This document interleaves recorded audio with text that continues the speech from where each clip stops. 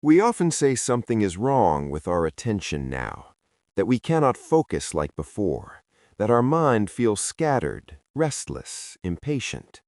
And many people quietly fear that something inside them is broken. But what if your brain is not damaged at all? What if it is simply adapting, not failing, just responding to the environment it lives in? Because the brain has always done that. The human brain does not choose its habits. It mirrors what it is exposed to. It learns the rhythm of the world around it. And slowly, without asking permission, it reshapes itself. For most of history, life moved slowly. Information arrived rarely. Silence was normal. Waiting was unavoidable. Your attention evolved in that environment. Long pauses, deep focus, few interruptions. But the environment changed faster than the mind ever could. Now stimulation is constant. Notifications, videos, messages, headlines, sounds. Something is always asking for your attention. The brain did not resist this change. It adapted to survive it, because that is its job, to adjust to whatever keeps appearing. When stimulation becomes frequent, attention becomes shorter, not because you are weak, but because efficiency changes. The brain learns that nothing lasts long, so why stay?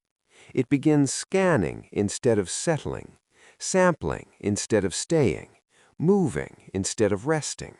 This is not carelessness, it is training. Every swipe teaches the brain one thing: something new is coming. And the brain starts expecting novelty, not occasionally, constantly. Over time, attention stops feeling natural. Stillness feels uncomfortable. Slowness feels heavy. Silence feels empty. Not because silence is bad, but because the brain no longer recognizes it. It has not practiced being there, so it feels unfamiliar.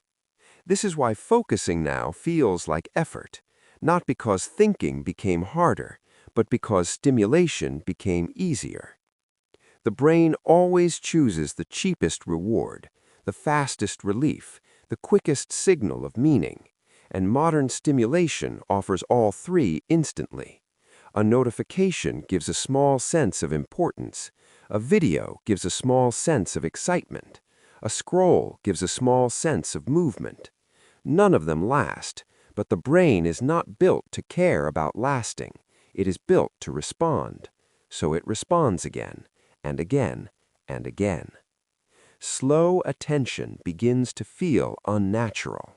Reading feels heavy. Listening feels tiring. Thinking feels difficult. But this difficulty is misunderstood. It is not damage. It is withdrawal from speed. When the brain is used to constant input, absence feels like loss, not peace, loss. This is why boredom feels stronger now, not because life is boring, but because boredom is no longer buffered by noise. The moment nothing happens, the brain searches, it reaches outward, it wants stimulation back. This reaching is not addiction in the dramatic sense, it is conditioning. Repeated exposure shaping expectation, environment shaping attention. The brain is doing exactly what it was designed to do: optimize for what appears most often, respond to what arrives fastest, prioritize what feels immediate. If you lived in a loud world, your mind learned to shout internally. If you lived in a fast world, your mind learned to rush. So when you sit quietly now, it feels wrong, not because it is wrong, but because it is rare. Attention has not disappeared. It has been retrained, redirected, shortened to match the pace around it. And this is important to understand because shame makes everything worse. Believing you are broken creates resistance. Resistance creates frustration. But adaptation creates possibility. Because anything that can be trained one way can slowly be trained another way. Not through force, not through discipline as punishment, but through environment, through repetition. The brain does not respond to intention, it responds to exposure. If stimulation taught it to fragment, presence can teach it to stay, but only gradually, only gently.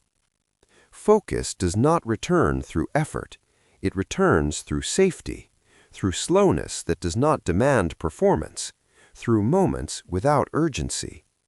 You cannot command attention back, you have to invite it.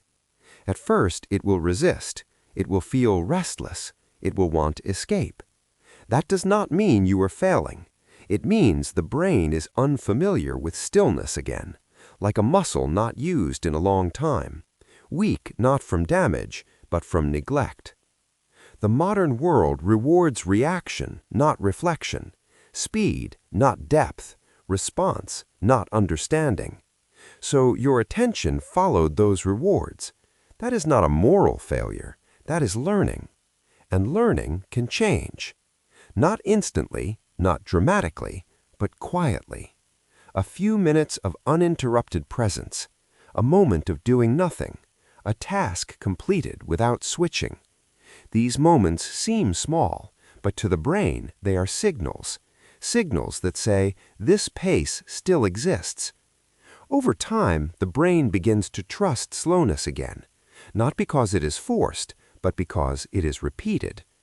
Attention returns the same way it left, gradually, silently, without announcement.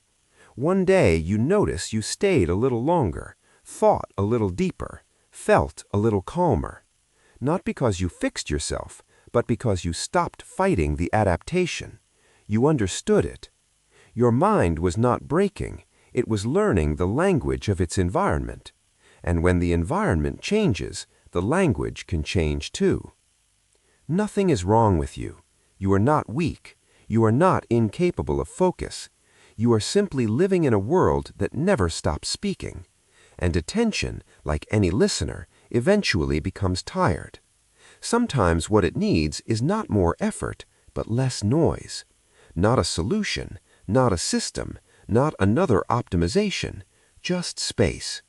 Enough space for the mind to remember how to stay.